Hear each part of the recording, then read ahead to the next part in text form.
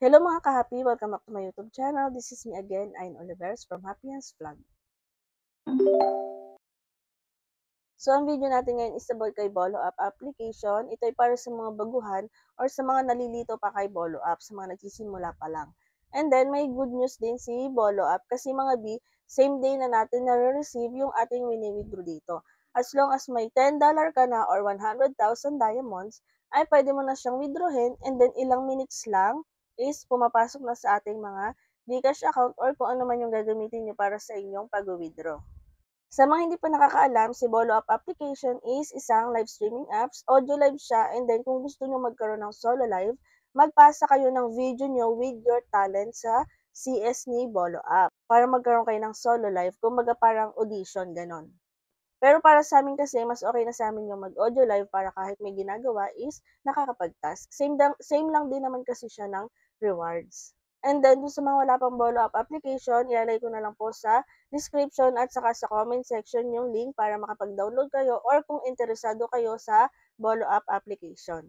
So, pag-uusapan natin ngayon, para sa mga baguhan to, pag-uusapan natin ngayon yung tasking dito kay Bolo App, yung about kay Bolo App, may mga diamond slack dyan, kung paano mag-withdraw.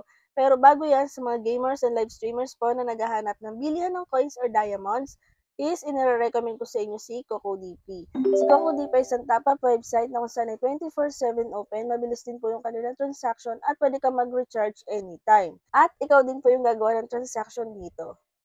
Sa mga gustong bumili ng coins ay i-click nyo lang yung link na nasa pinned comment para magkaroon kayo ng access kay CocoDP. Pagdating nyo dito sa kanilang website, makikita nyo na yung kanilang iba't ibang partners, mga games tulad ng mga Mobile Legends, COC, Ragnarok, at iba pa. Meron din sila mga live streaming apps and e-load. So, sa mga live streaming apps, meron tayo dyan Bigo Live, Popo Live, Star Maker, at iba pa.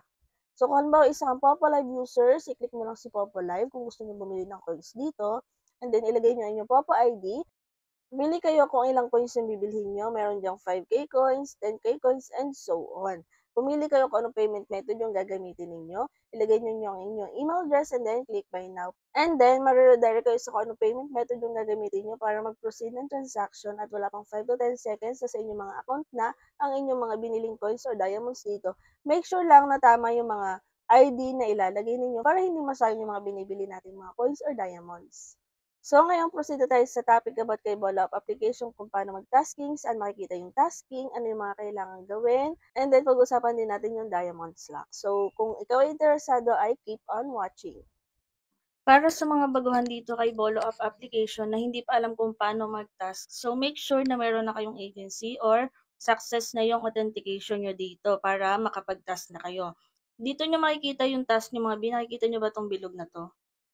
At diyan nyo rin makikita kung ilang oras kayo magtatas. Kapag newbie at bago pa lang talaga kaka-download ka pa lang, kaka-join pa lang, merong newbie task dyan B, makikita nyo yan dyan. Makikita nyo kung ilang oras yung task nyo at kung ilan yung rewards na makiklaim nyo. So, pwede kayong mag-open ng sarili nyong panel or party room. Ayan. Counted po yung oras niyan at paalala lang, huwag nyong ibaback or i-home yung inyong cellphone. Huwag nyo ring i-off ang screen para tumakbo yung oras nyo. Kung ayaw nyo namang mag-open ng sariling room, pwede kayong pumunta sa aking panel. So, i-follow nyo lang yung aking Bolo App ID dyan and then punta kayo sa following. Online man ako o hindi dito kay Bolo App, pwede po kayong umupo dyan. So, i-click nyo lang to, HY Agency, and then, yan. Pwede na kayong umupo dyan sa mga available na seat. Ang kagandahan kasi mga B, kapag makikiupo ka lang or makikitask ka lang, is mabilis mong madedetect kung nakaupo ka pa ba or hindi. Lipat ka lang ng ibang upuan. So halimbawa, i-off natin itong ating cellphone, i-off natin yung screen. And then open ulit natin, tapos try nating umupo or lumipat ulit ng ibang pwesto. So, ayan, di ba, nakalagay is disconnected. Ibig sabihin, nung in-off natin yung screen natin or nag-back tayo, nawala tayo dito sa tasking natin, nalaglag ka na agad nun. Okay? And then, reconnect mo lang. So, ayan, makikita nyo yung iba mga nalaglag na din, di ba? So, lipat ka lang ulit or upo ka lang ulit para tumakbo ulit yung oras mo. Kaya mas okay kung makikiupo ka na lang para click mo lang yung mga bakante na yan. Malalaman mo na kapag nalilipat ka na ganyan, ibig sabihin tuloy-tuloy pa rin yung oras mo. Kaya mas okay mga B na naka-on lang yung screen nyo. So, ganyan mag-task dyan ha. And then, medyo matagal mag-update ng oras dito.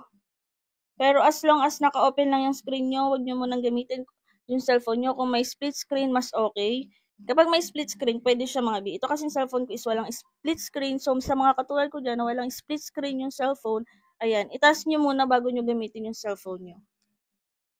So, dito mga B, kung makikita nyo, meron siyang nakalock na diamond. So, available niya is 23,000 diamonds. Pero yung diamonds available niya lang is 2,665. Yung nakalock niya is 20,368. Para makita nyo kung ilan yung kailangan yung i-trade, click nyo yung may maliit na question mark dyan. Ayan, dito nyo makikita kung ilan yung kailangan yung i-trade. So, Black host salary, 20,368. So, kailangan nyo maka-earn ng 5,092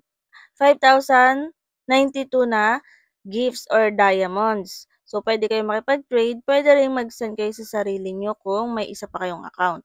So, ayan, sinendan ko siya ng halagang nasa 8,000 coins yung kailangan para ma-achieve yung 5,000 diamonds. So, ayan, sinendan ko siya from other account ko. And then, ayan, nakikita nyo naman, wala na siyang diamonds lock. So, hindi ibig sabihin na 20,000 yung nakalock is 20,000 din yung iti-trade mo. Hindi po ganun, no?